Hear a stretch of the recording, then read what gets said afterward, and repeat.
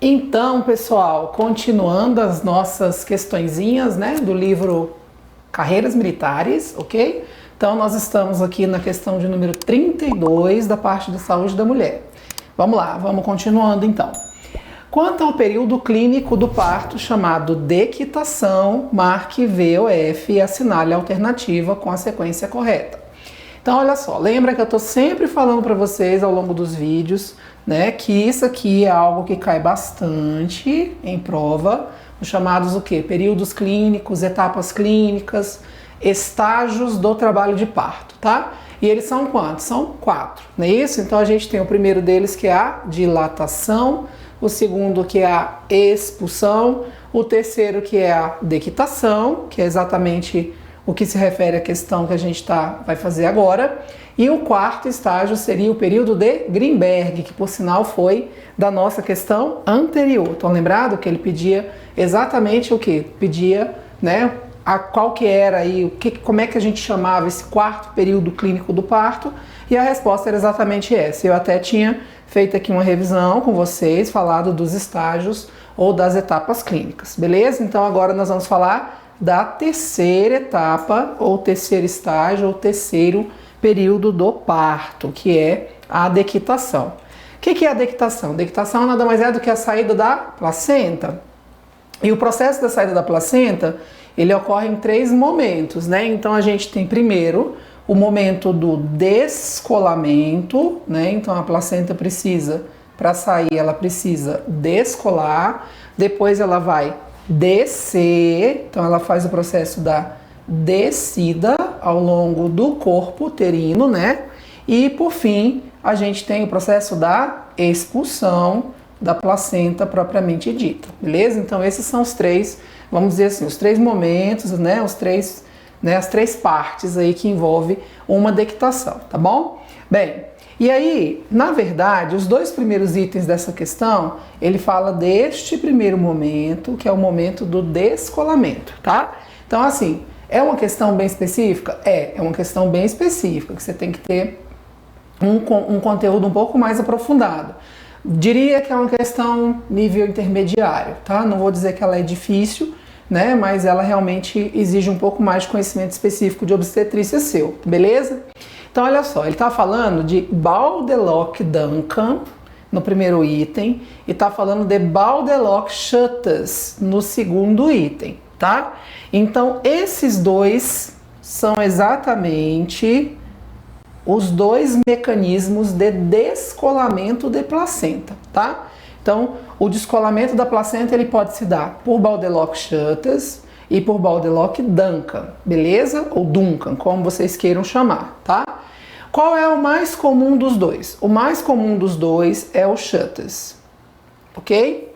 Então, esse é o mais comum. Deixa eu colocar aqui, eu não coloquei uma tela... Aliás, eu vou colocar uma tela branca aqui na sequência, ver se eu consigo. Não, aqui não foi... Deixa eu... Acho que é o terceiro botão, né? Não me lembro. Ah, pronto, é o terceiro botão. Pronto.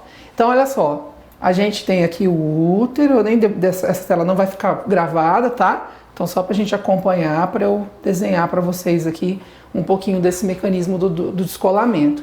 Então, olha só, a placenta ela é inserida lá na região fúndica uterina, igual a gente já falou também sobre isso, né? Quando eu estava comentando aquela questão da placenta prévia com vocês, eu falei que a localização anatômica da placenta é essa, fúndica, posterior ou anterior, né? De preferência posterior, beleza? Então, tá aqui a placenta. Então, ela começa descolando geralmente da parte central dela, e aí ela vai descolar depois a parte da periferia, tá? Então ela faz esse processo de, né, ela descola primeiro a parte central e aí ela vai abrindo e vai descolando, beleza? Bem, como ela faz isso, o que vai acontecer? À medida, o cordão tá aqui, né? Então aqui tá a vagina, cordão umbilical, e tem alguém fazendo uma tração contínua e controlada desse cordão aqui para ajudar, porque isso é manejo ativo de terceiro período, beleza? Então tá lá, então tem uma pessoa fazendo uma tração aqui fora, e aí a placenta vai descolando aqui no meio, e depois ela vai descolando a parte periférica, tá? A gente tem que lembrar que a placenta tem duas partes, né? Então essa parte aqui é a parte chamada face materna da placenta, beleza? E essa aqui é a chamada o quê? Face fetal da placenta, que é exatamente onde está inserido o cordão umbilical, que tem toda aquela árvore de vasos, né? Que é bem bonita, inclusive. Então o que vai acontecer? A gente tem, né? À medida que essa placenta começa a descolar aqui do centro e vai gradativamente descolando a parte periférica, o que a gente vai visualizar primeiro na hora que essa placenta sair? Será que eu vou visualizar primeiro a parte fetal ou a parte materna? Então, ó, ela tá descolando aqui, eu costumo dizer que ela faz assim. Então, imagina que a minha mão espalmada é a placenta e os meus braços são o cordão, tá? Então, vai fazendo isso, ó. Ok? Ela tá descolando aqui no centro.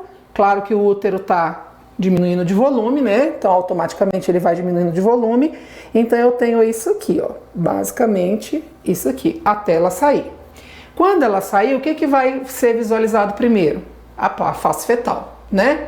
Por quê? Porque a face materna, que é essa parte aqui de dentro, ela vai meio que, né, fechar. Então, o que eu vou visualizar vai ser o quê? Vai ser a face fetal inicialmente, beleza? Quando ela sair, tá? Então, esse é o mecanismo mais comum de todos, é o que geralmente a gente, né, mais observa.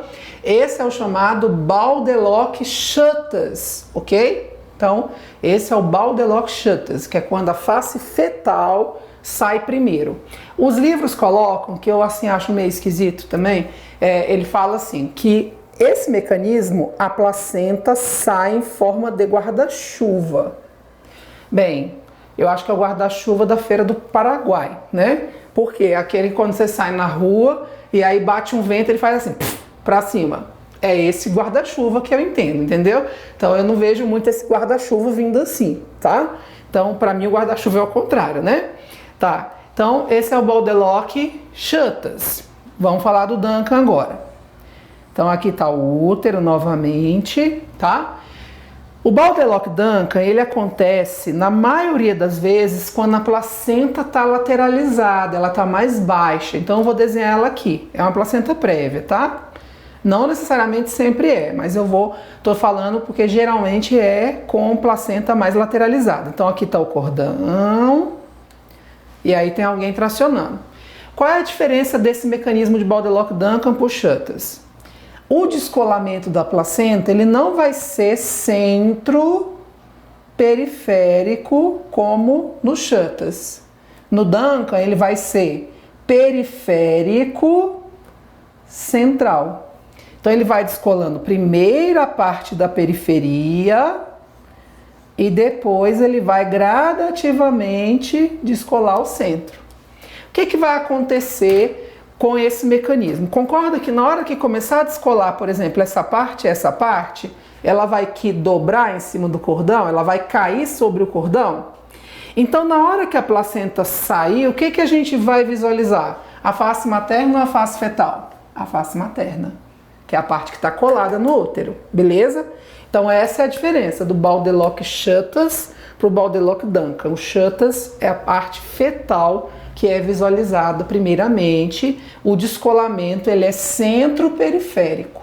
No Baudelock-Duncan não, é a face materna que eu vou visualizar primeiro e o descolamento da placenta ele é periférico central, ok? Então essas são basicamente as diferenças desses dois mecanismos de descolamento da placenta. Então vamos voltar lá? Tá, esse é o mais comum, o Schuttes, tá? O Duncan, que é esse aqui, ele é menos comum. Então vamos ver. Com isso a gente já responde a questão com tranquilidade. Olha lá. O Baudelock-Duncan ocorre em 75% dos casos. Opa! Então, isso aqui é uma maioria, né? E eu acabei de falar para vocês que o Baudelock-Duncan ele é o que ocorre em menos quantidade, tá? Proporcionalmente. Então, o Baudelock-Duncan ocorre, na verdade, em 25% dos casos. E caracteriza-se por exteriorizar primeiro a face fetal. Não, o Baudelock-Duncan já exterioriza primeiro a parte o quê? Materna. Então, na verdade, o que ele tá? Ele trocou aqui o conceito, tá? Então, esse item tá falso. E aí a gente vai ver o segundo para comparar. O Border Lock Shutters ocorre em 25% dos casos. Contrário. Então, ó, meio que esse é desse, né? E caracteriza-se pela saída do hematoma reto-placentário e pela saída da placenta. Tá meio estranho o negócio da saída do hematoma reto-placentário, saída da placenta, não tem muito a ver aqui não. Aqui ele deu uma viajada. Mas também o item está errado, por quê? Porque o Border Lock Shutters é realmente o mecanismo mais prevalente, tá bom? Então, e quem sai a face fetal primeiro é no Shutters, tá? No Duncan vai sair o quê? A face materna, beleza? Tá, e aí o último item fala assim, caracteriza-se pela dilatação completa da cervix até a expulsão do feto. Galera, dilatação completa até a expulsão do feto, isso não é dequitação, ok? Isso não é dequitação. Na verdade, isso é o quê? Isso é um outro estágio que antecede a dequitação, chamado de quê? Chamado de expulsão. Lembra? Então, são os 4 estágios: dilatação, expulsão, dequitação e o Greenberg. Na verdade, esse aqui é o segundo estágio, né? No momento em que ocorre a dilatação completa do colo do útero, que é a cervix, até o momento em que o bebê nasce, expulsão. Não é dequitação. Dequitação é saída da placenta, beleza?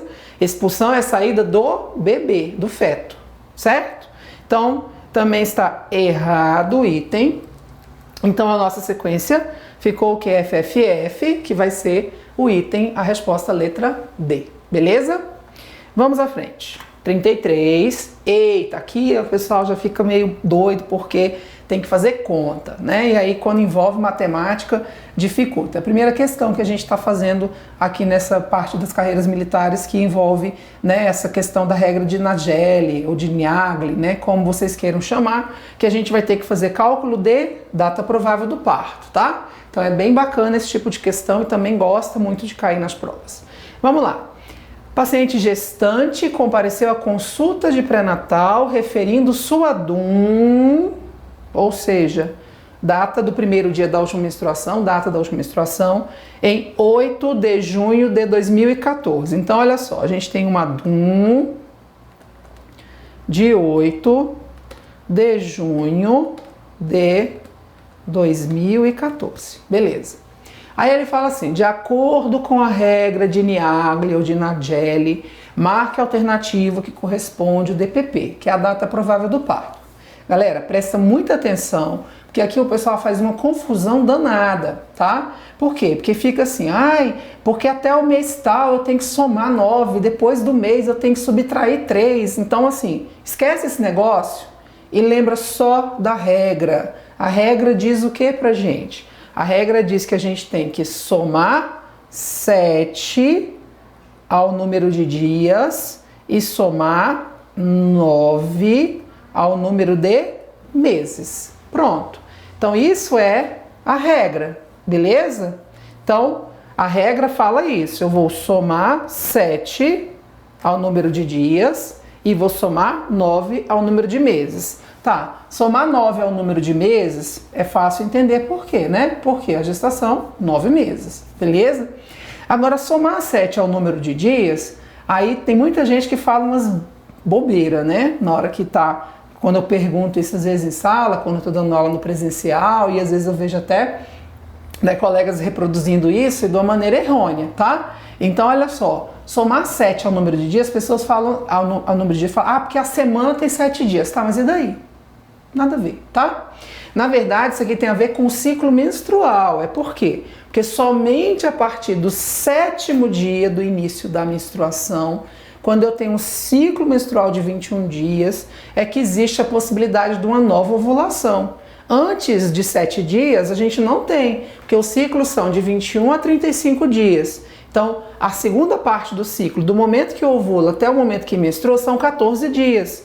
Então, na verdade, somente a partir do 7º dia, após o início da menstruação, é que existe a possibilidade de uma nova ovulação.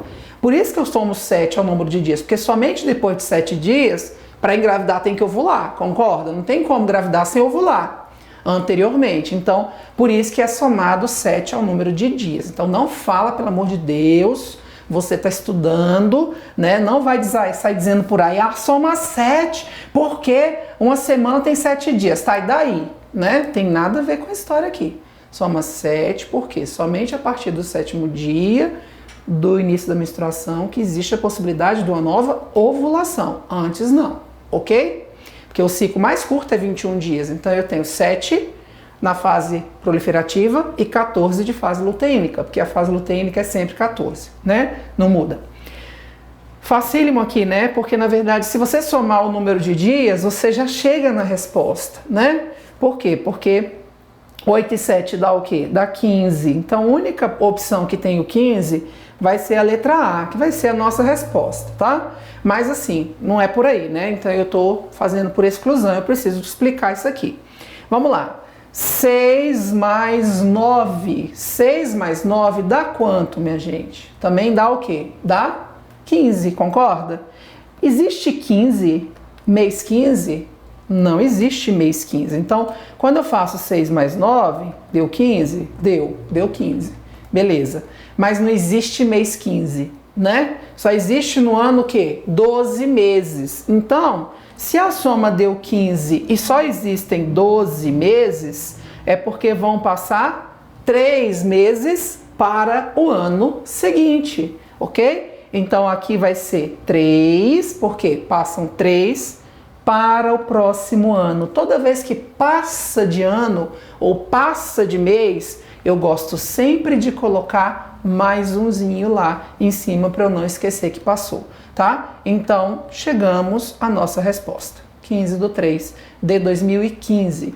Gente, eu sempre gosto de fazer essas contas assim, sem ficar lembrando de outras regras, porque você não erra nenhuma, tá? Eu teria que abrir uma tela aqui, agora eu não consigo, mas assim, depois eu vou fazer uma questão extra pra gente aqui de fim de mês. Só para você ver como que isso aqui funciona quando acontece uma DUM de fim de mês, para você nunca mais errar em prova nenhuma, tá? Então depois eu vou colocar um exemplo de fim de mês, da hora que eu tiver no próximo vídeo eu já abro uma tela, vejo se tem uma questão dessa e aí eu jogo uma questão extra pra gente aqui no meio das questões de carreira militar, só pra gente poder compreender melhor isso. Joia?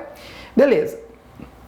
33, então, resposta letra A. Ficou alguma dúvida, então, na regra? Soma 7 é o número de dias, 9 é o número de meses. Então, eu acho que 8 e 7, 15 aqui não tem dificuldade, né? Porque o mês tem, junho no caso tem 30, né? Pode ter até 31 no caso, dependendo do mês, tá? E 6 mais 9 dá 15, 15 não existe, existe 12, então, porque passaram 3 para o próximo ano. Então, fechou o raciocínio. Resposta letra A da questão 33. Beleza? Questão 34 é uma questão relativamente simples, né? Por quê? Porque ela vai trazer conceitos, né? Basicamente aqui, eu acho que isso aqui não vai ter dificuldade nenhuma, né? Porque são conceitos simples que ele está colocando aqui pra gente. Então, assim, no primeiro, né, na primeira coluna, né? Porque não ficou bem na coluna aqui, porque apertou na tela, tá? Mas tudo bem. Então, a gente tem hiperêmese gravídica, eu falei sobre isso já com vocês numa questão específica de hiperêmese, que falava de cuidados de enfermagem com pacientes com hiperêmese. Lembra? Hiperêmese não é aquela paciente que enjoa e vomita na gravidez, não, porque essas praticamente todas fazem isso, tá? Hiperêmese é aquela paciente que de fato enjoa e vomita na gravidez, levando a um quadro de desidratação ou algum distúrbio hidroeletrolítico. Então isso é a hiperêmese, beleza? Então hiperêmese, paciente interna. Interna para quê? Para hidratar parenteral, porque nada que ela come, nada que ela bebe fica, volta, vomita, né? E muitas vezes eu preciso fazer o quê? Uma reposição de eletrólitos. Por quê? Porque o vômito a gente perde muita água e perde muito eletrólito também, tá? Sódio, cloro, potássio. Então muitas vezes eu tenho que fazer reposição eletrolítica para essa paciente, hidroeletrolítica, né? Tanto da água perdida como também do eletrólito, beleza? Tá, então a gente tem hiperêmese gravídica, tem diabetes gestacional, que é um outro tema muito comum, né? Nas provas, nos concursos. Temos a doença hemolítica perinatal, que tem a ver com a questão da incompatibilidade sanguínea. E tem a pré-eclâmpsia, que a gente já cansou de falar, tá? Então Então já outras questões anteriores aqui também a gente já bateu nessa tecla da pré-eclâmpsia. Você percebe que isso cai muito em prova, beleza? Então pode observar que sempre aparece eclâmpsia, pré-eclâmpsia, HELP síndrome também tá sempre por aí. Vamos lá? Olha como não é difícil, né? Toda intolerância à glicose de qualquer intensidade com início detectada pela primeira vez durante a gestação, com necessidade ou não de insulina. Isso tem a ver com o que, galera? Acho que ninguém tem dúvida, né? Então, olha só, se é uma intolerância à glicose, que doença aqui que tem a ver com a questão de glicose? Diabetes, né? Então, esse é bem fácil, tá? Então, realmente, o conceito de diabetes gestacional é esse, tá? Ou seja, quando existe uma intolerância à glicose, tá? Que tem início detectada na primeira vez na gravidez, e essa paciente ela pode ou não necessitar do uso de insulina.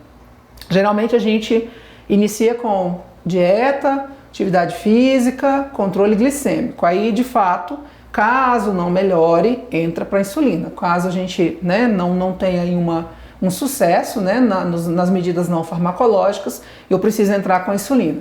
Inclusive, existe até uma divergência, né, ainda hoje, ainda existe, tá, infelizmente, do uso do hipoglicemiante oral na gravidez, tá? Então a gineco e a endócrina, elas não se entendem muito com relação a isso.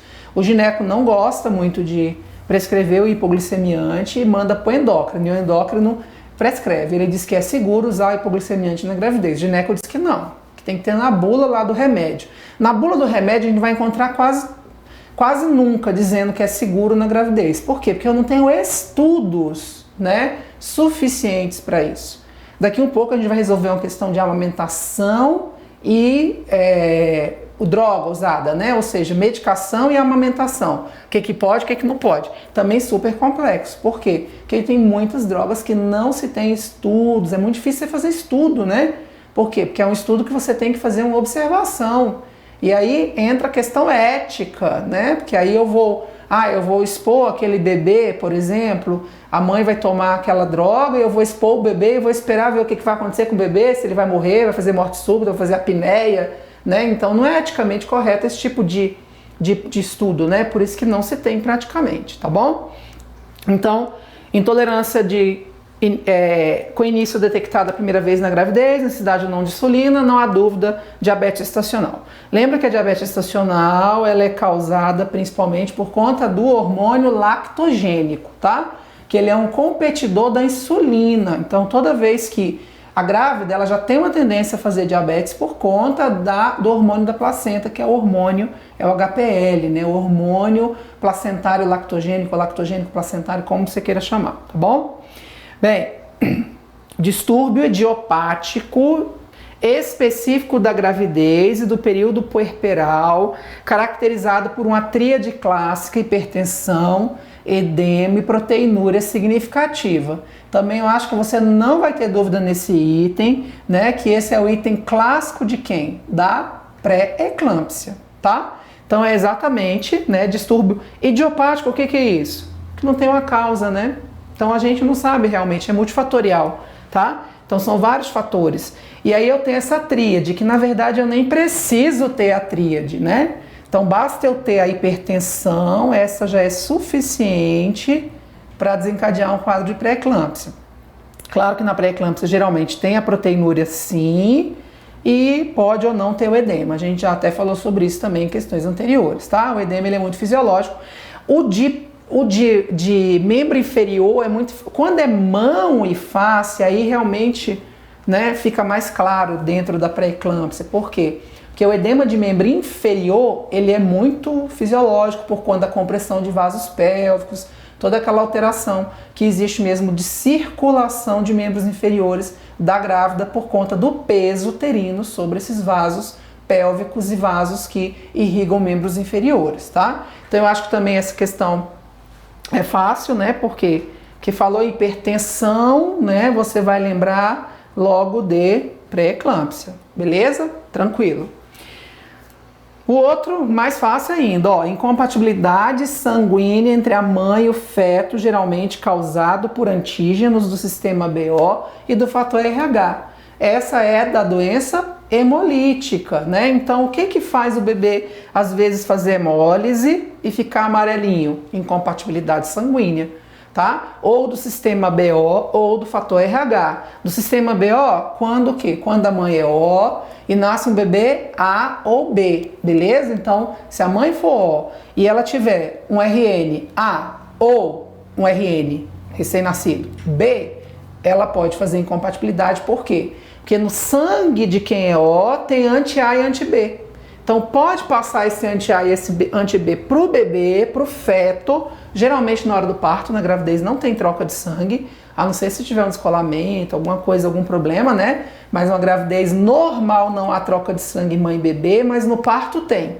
E aí, por conta desses anticorpos, anti-A e anti-B do sangue materno, passar pro bebê o anti-A ou anti-B, tendo contato com o sangue A ou com o sangue B desse neném, vai hemolizar. Hemolizar é o quê? Vai destruir hemácias. E a destruição da hemácia gera bilirrubina, que faz o bebê ficar ictérico, beleza? E o fator RH também é uma outra situação. Lembra? Quando a mãe é RH negativo e ela já foi sensibilizada previamente ao fator RH, então ela tem que ser cumbis indireto positivo, beleza? E aí sim, o bebê é positivo. Então, se ela é negativa e ela é cumbis indireto positivo, é porque ela já tem anticorpos anti-RH.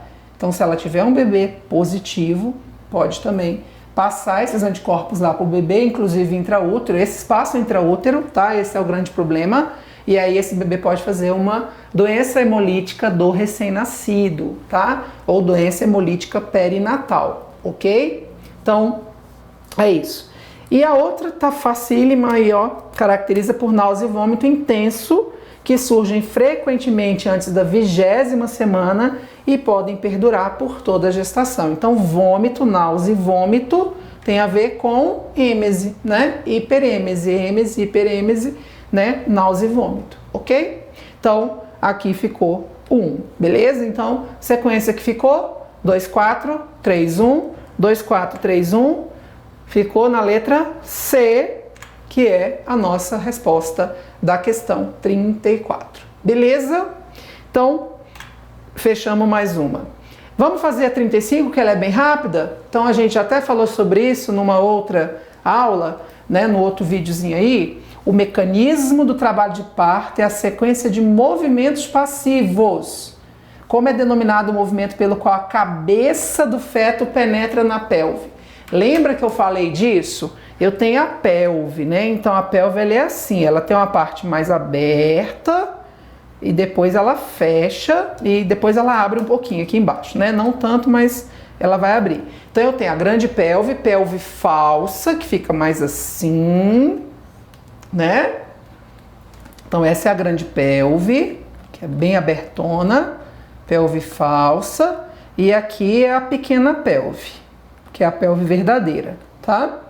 Bem, então o que que acontece? Quando o bebê, ele se apresenta à pequena pelve, que na grande pelve ele fica a gravidez toda. Quando ele entra na pequena pelve, ele tá fazendo o quê? A chamada insinuação. Então lembra, o bebê insinuou é porque ele se apresentou à pelve verdadeira. A parte que se apresenta dele entrou na pequena pelve. Aí depois ele faz o quê? Depois ele desce, ele faz a descida. Depois ele faz o quê? Então, ele entrou, aí ó, até falei isso ontem, né? Então ele vai entrar, ele vai descer, ele vai rodar para ele poder estender a cabeça, nascer, extensão. Aí ele roda externamente para poder soltar o ombro, o acrômio, tá? Então os mecanismos de parto são insinuação, descida, rotação interna, não é isso? Depois, o desprendimento do polo cefálico, né? Que seria o que a gente chama de extensão, tá? Depois ele roda externamente, faz uma rotação externa e por fim ele desprende o acrômio, que é o que a gente chama de expulsão. Então, é isso que está na questão. Como é o nome do movimento pelo qual a cabeça do feto penetra na pelve? É a insinuação. Aí você fala, mas eu não estou vendo insinuação em nenhum dos itens aqui. Eu também não, né? Na verdade é que a insinuação também pode ser chamada, a gente não vê muito isso, mas carreira militar é assim, tá? Eles usam às vezes umas bibliografias um pouco mais antigas que tem essas terminologias, tá? Estranhas. Mas também eu posso chamar insinuação de acomodação, que é o processo pelo qual o bebê entra na pelve, ou seja, ele se acomoda, ele insinua, tá? O termo mais comum é insinuação, mas pode acontecer de você encontrar em alguma bibliografia esse termo acomodação, tá? Não é flexão. Flexão aqui, à medida que o bebê insinua e desce, tem algumas bibliografias que colocam aqui, ó, no meio aqui a flexão.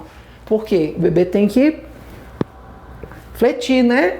Para ele poder o quê? Poder fazer o diâmetro suboccipito-bergmático para poder nascer, tá? Ele tem que entrar com o diâmetro da cabeça direitinho, porque senão ele vai emperrar em algum ponto aqui ósseo da pelve, beleza? Então não é flexão, não é rotação externa, porque a rotação externa é quando ele saiu a cabeça e ele vai restituir o occipito ao dorso. Expliquei isso para vocês já uma questão anterior, né? A extensão é a saída da cabeça, a descida é esse processo depois que o bebê entra na pequena pelve, que ele vai, né, descendo ao longo da pequena pelve, ao longo do canal vaginal, para ele poder nascer, beleza? Já estourei meu tempo do vídeo, então a gente faz um pequeno pause, um timezinho aqui para tomar uma água, né, que tá bastante seco essa época. Então a gente toma uma aguinha e a gente já volta para dar continuidade. Até já!